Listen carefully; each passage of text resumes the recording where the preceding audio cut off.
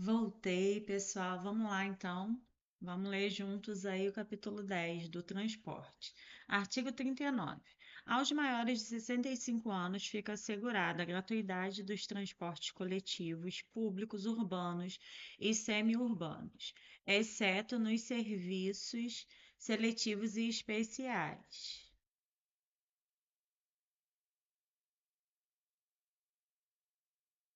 quando prestados paralelamente aos serviços regulares. Parágrafo primeiro. Para ter acesso à gratuidade, basta que a pessoa idosa apresente qualquer documento pessoal que faça prova da sua idade. Parágrafo segundo. Nos veículos de transporte coletivo de que trata este artigo, serão reservados 10% dos assentos para as pessoas idosas, devidamente identificados com a placa de reservado preferencialmente para pessoas idosas. Parágrafo terceiro.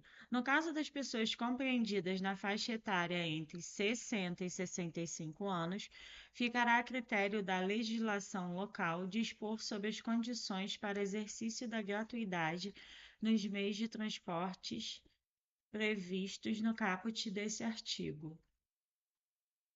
Artigo 40. No sistema de transporte coletivo interestadual, observar-se-á, nos termos da legislação específica, a reserva de 2 vagas gratuita por veículo para pessoas idosas com renda igual ou inferior a 2 salários mínimos. Desconto de 50% no mínimo no valor das passagens para as pessoas idosas que excederem as vagas gratuitas com renda igual ou inferior a 2 salários mínimos. Parágrafo único. Caberá aos órgãos competentes definir os mecanismos e os critérios para o exercício dos direitos previstos nos incisos 1 e 2. Artigo 41. É assegurada a reserva para as pessoas idosas nos termos da lei local de 5% das vagas nos estacionamentos públicos e privados, as quais deverão ser posicionadas de forma a garantir a melhor comodidade à pessoa idosa. Artigo 42. São asseguradas a prioridade e a segurança da pessoa idosa nos procedimentos de embarque e desembarque nos veículos do sistema de transporte coletivo. Título 3. Das medidas de proteção. Capítulo 1. Das disposições gerais. Artigo 43. As medidas de proteção à pessoa idosa são aplicáveis sempre que os direitos reconhecidos nesta lei forem ameaçados ou violados por ação ou omissão da sociedade ou do Estado, por falta ou omissão ou abuso da família, curador ou entidade de atendimento, em razão de sua condição pessoal. Capítulo 2. Das medidas específicas de proteção. Artigo 44. As medidas de proteção à pessoa idosa previstas nessa lei poderão ser aplicadas isolada ou cumulativamente e levarão em conta os fins sociais a que se destinam e o fortalecimento dos vínculos familiares e comunitários.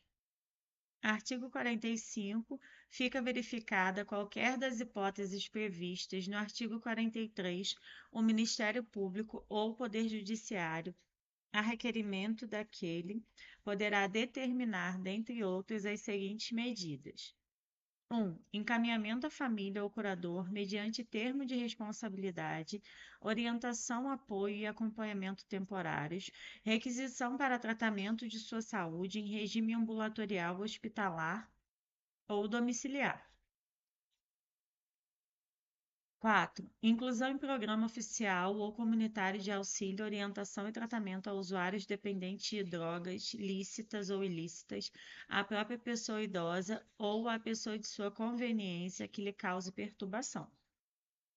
5. Abrigo em entidade. E 6. Abrigo temporário. Título 4. Da Política de Atendimento ao Idoso. Capítulo 1. Disposições gerais. Artigo 46. A política de atendimento à pessoa idosa far-se-á por meio do conjunto articulado de ações governamentais e não governamentais da União, dos Estados e do Distrito Federal e dos municípios. Artigo 47. São linhas de ação da política de atendimento. Políticas sociais básicas previstas na Lei número 8.842, de 4 de janeiro de 1994. 2. Políticas e programas de assistência social em caráter supletivo para aqueles que necessitem.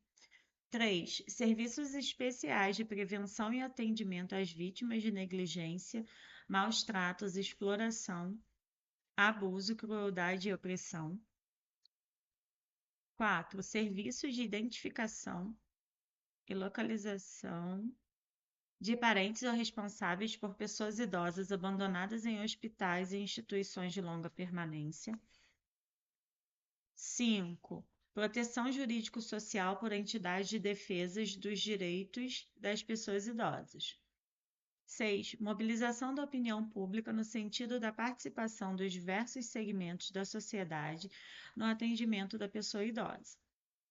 Capítulo 2. Das entidades de atendimento ao idoso. Artigo 48. As entidades de atendimento são responsáveis pela manutenção das próprias unidades, observadas as normas de planejamento e execução emanadas do órgão competente da Polícia Nacional da Pessoa Idosa, conforme a Lei nº 8.842, de 4 de janeiro de 1994. E a redação é essa, né, da última lei que eu já disse, de 2022.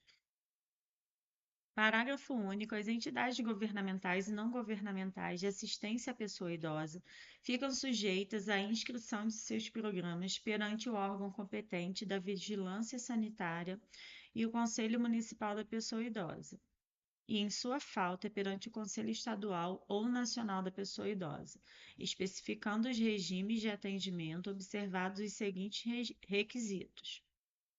1. Oferecer instalações físicas em condições adequadas de habitabilidade, higiene, salubridade e segurança. 2. Apresentar objetivos estatutários e planos de trabalho compatíveis com os princípios dessa lei. 3. Estar regularmente constituída. 4. Demonstrar a idoneidade de seus dirigentes. Artigo 49. As entidades que desenvolvam programas de institucionalização de longa permanência adotarão os seguintes princípios: 1. Preservação dos vínculos familiares. 2. Atendimento personalizado e em pequenos grupos. 3. Manutenção do idoso na mesma instituição, salvo em caso de força maior. 4. Participação da pessoa idosa nas atividades comunitárias de caráter interno e externo. 5. Observância dos direitos e garantias das pessoas idosas. 6. Preservação da identidade da pessoa idosa e oferecimento de ambiente de respeito e dignidade. Parágrafo único. O dirigente de instituição prestadora de atendimento à pessoa idosa responderá civil e criminalmente pelos atos que praticar em detrimento da pessoa idosa, sem prejuízo das sanções administrativas. Artigo 50. Constituem obrigações das entidades de atendimento: celebrar contrato escrito de prestação de serviço com a pessoa idosa, especificando o tipo de atendimento, as obrigações da entidade e prestações recorrentes do contrato, com os respectivos preços, se for o caso. 2. Observar os direitos e as garantias de que são titulares as pessoas idosas. 3. Fornecer vestuário adequado, se for pública, e alimentação suficiente. 4. Oferecer instalações físicas em condições adequadas de habitabilidade. 5. Oferecer atendimento personalizado. 6. Diligenciar no sentido da preservação dos vínculos familiares. 7. Oferecer acomodações apropriadas para o recebimento de visitas. 8. Proporcionar cuidados à saúde conforme a necessidade da pessoa idosa. 9. Promover atividades educacionais, esportivas, culturais e de lazer. Propiciar assistência religiosa àqueles que desejarem, de acordo com suas crenças. 9. Proceder ao estudo social e pessoal de cada caso. 11.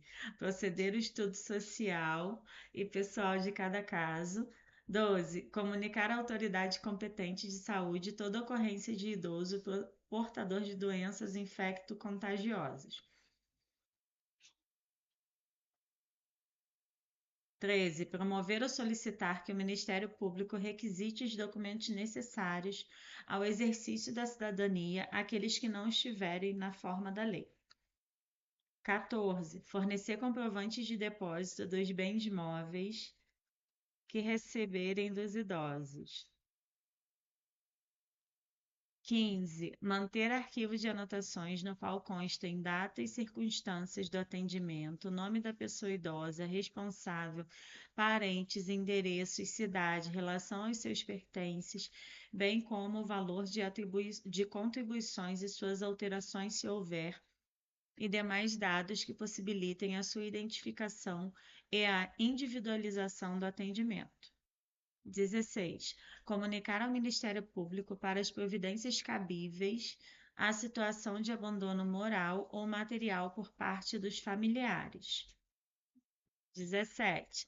Manter no quadro de pessoal profissionais com formação específica. Artigo 51. As instituições filantrópicas ou sem fins lucrativos, prestadoras de serviço às pessoas idosas, terão direito à assistência jurídica gratuita. Capítulo 3. Da fiscalização das entidades de atendimento. Artigo 52. As entidades governamentais e não governamentais de atendimento à pessoa idosa serão fiscalizadas pelos Conselhos da Pessoa Idosa, Ministério Público, Vigilância Sanitária e outros previstos em lei. Artigo 53. O artigo 7º da Lei nº 8.842, de 1994, passa a vigorar com a seguinte redação. Artigo 7º. Compete aos conselhos de que trata o artigo 6º dessa lei a supervisão, o acompanhamento, a fiscalização e a avaliação da política nacional do idoso no âmbito das respectivas instâncias político-administrativas. Artigo 54. Será dada publicidade das prestações de contas dos recursos públicos e privados recebidos pelas entidades de atendimento. Artigo 55. As entidades de atendimento que descumprirem as determinações desta lei ficarão sujeitas sem prejuízo da responsabilidade civil e criminal de seus dirigentes ou prepostos as seguintes penalidades, observado o devido processo legal. As entidades governamentais. A advertência, afastamento provisório de seus dirigentes, afastamento definitivo de seus dirigentes, fechamento de unidade ou interdição de programa. As entidades não governamentais. Advertência, multa, suspensão parcial ou total do repasse de verbas públicas, interdição de unidade ou suspensão de programa, proibição de atendimento a pessoas idosas a bem do interesse público. Parágrafo 1º. Havendo danos às pessoas idosas abrigadas ou qualquer tipo de fraude em relação ao programa, caberá o afastamento provisório dos dirigentes ou a interdição da unidade e a suspensão do programa. Parágrafo 2º. A suspensão parcial ou total do repasse de verbas públicas ocorrerá quando verificada a má aplicação ou desvio de finalidade dos recursos. Parágrafo 3º. Na ocorrência de infração por entidade de atendimento que coloque em risco os direitos assegurados nesta lei, será o fato comunicado ao Ministério Público para providências cabíveis, inclusive para promover a suspensão das atividades ou dissolução da entidade com a proibição de atendimento a pessoas idosas a bem do interesse público, sem prejuízo das providências a serem tomadas pela vigilância sanitária. Parágrafo 4º. Na aplicação das penalidades serão consideradas a natureza e a gravidade da infração cometida, os danos que dela provierem para a pessoa idosa, as circunstâncias agravantes ou atenuantes e os antecedentes da entidade. Vou cortar aqui mais uma vez e vamos para a aula 3, certo?